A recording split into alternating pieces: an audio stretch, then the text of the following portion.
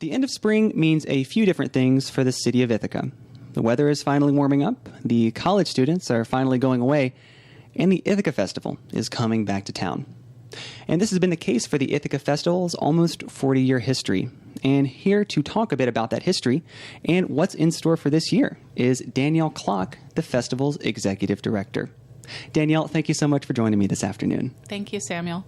So just to start off, I mentioned the festival is getting close to its 40th year, but I'm wondering if you can tell us a bit about when and how the festival actually started.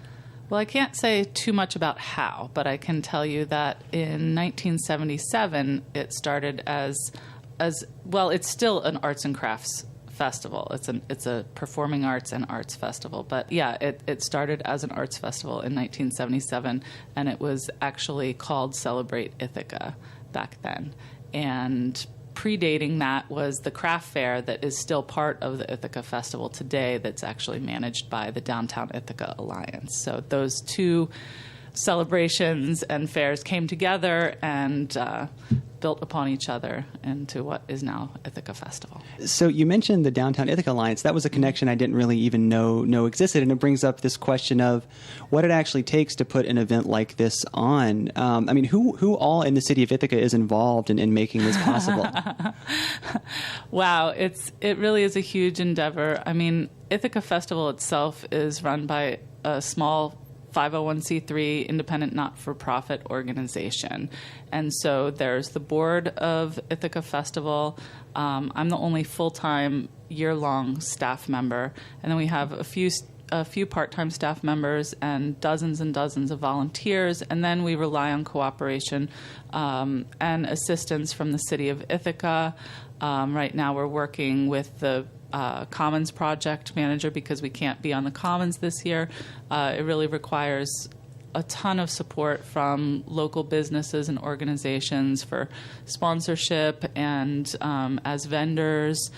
I mean, I can't even imagine what the parade would look like if the people didn't come out for it. I mean, we have over 100 participating groups in the parade this year, and you know, it doesn't matter if people are formally or informally participating in the Ithaca Festival. If you're there, you're part of it.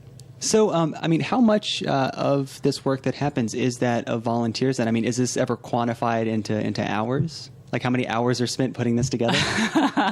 That would be a scary prospect. I have no idea. Maybe that's something that I can work on for next year. I was just, I only became the director in January of this year.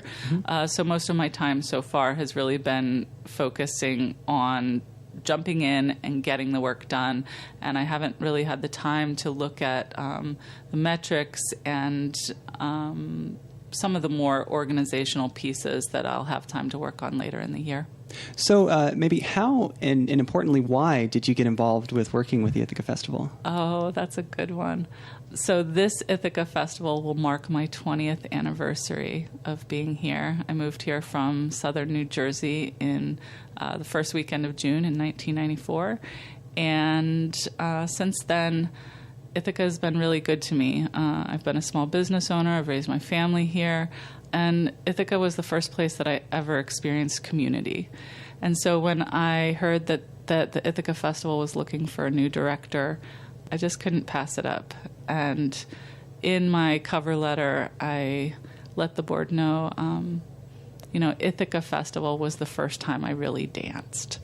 Ithaca Festival just means so much to me because it gives everyone an opportunity to experience this place and through the lens of the arts and really express what it means to them and and see what it means to other people. And I just think Ithaca Festival is so special because it brings more people together in Ithaca than at any other time during the year, any other event.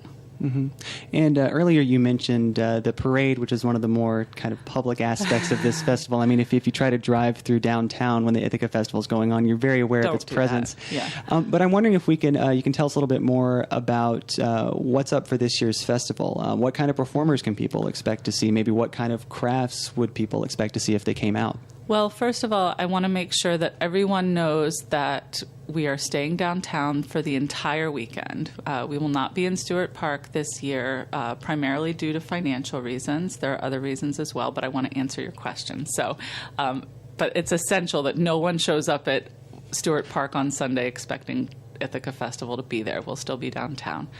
We will have the parade. The parade will be back on Thursday, May 29th. Last year it was on Wednesday, so that's something that people should be mindful of.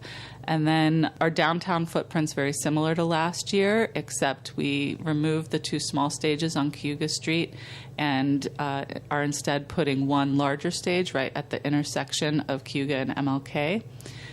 So we have fewer stages, which means we'll have fewer performers. But it will be, I think it will be pretty amazing. We have some bands coming back that haven't been part of Ithaca Festival for a while. Thousands of One will be back. Kevin Kinsella will be back.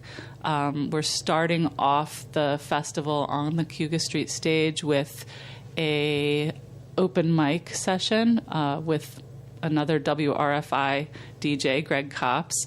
We'll also be having, we'll be closing out the DeWitt Park stage with a sing-along jam. And the Ithaca Underground stage will be back in the DP Doe parking lot. And, let's see. What else did you ask? I'm sorry. No, just maybe what was in store for this year, and maybe this is a great segue to this next question. Maybe what are you most excited about seeing with this year's festival?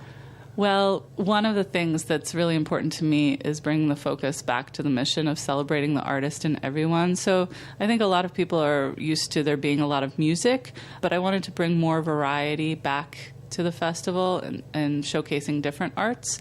So we'll be having the closing reception of our month-long Rhythm and Rhyme art exhibit at the Community Arts Partnership Art Space on Friday evening. We'll also be having our 4th annual Sim Redmond show at the Ithaca Farmers Market on Friday night. Saturday, we'll have our poetry reading featuring our first festival poet, Alex Chertok, and that will be emceed by Mayor Svante Myrick. And we're hosting a local filmmaker series at Cinemopolis, and we're having a 72-hour film festival. What that is, it's actually a contest for local filmmakers and videographers. They don't have to be professional. Amateurs are welcome to show up at Cinemopolis at 6 o'clock on Friday and register to get their assignment and make a 3 to 5 minute film on the Ithaca Festival. And Sunday evening, we will screen all of the registered entries, and there will be prizes for the top 3 winners. So I think that those are some pretty fun things. And we also have a hip-hop showcase on Saturday, and I think that that's something new. I think that it's really important to show the breadth and the depth and the variety of talent in the community. And yeah, I'm looking forward to all the new things. Yeah. And thinking about maybe the changes between this year's festival and last year's, let's maybe think about the future. As the executive director, how would you like to see the Ithaca Festival maybe change and continue to grow over the years? Well, one of the things that I think is really important is for Ithaca Festival as an organization to be relevant throughout the year.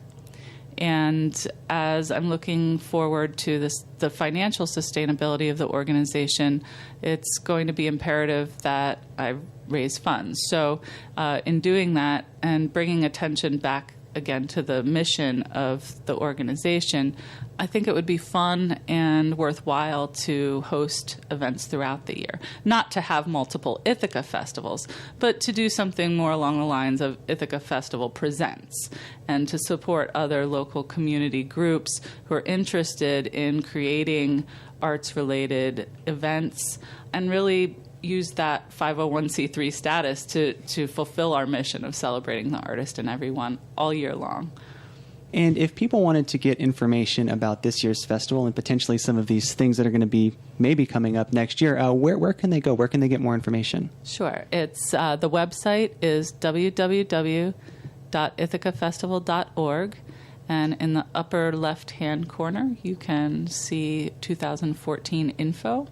Or if you do not have internet access, you can call the festival office at 273-3646. And we probably won't answer when you first call, but if you leave a message, someone will call you back. Well, I have been speaking with Danielle Klock. She is the executive director of the Ithaca Festival. And Danielle, thank you so much for joining me this evening. Thank you so much, Samuel.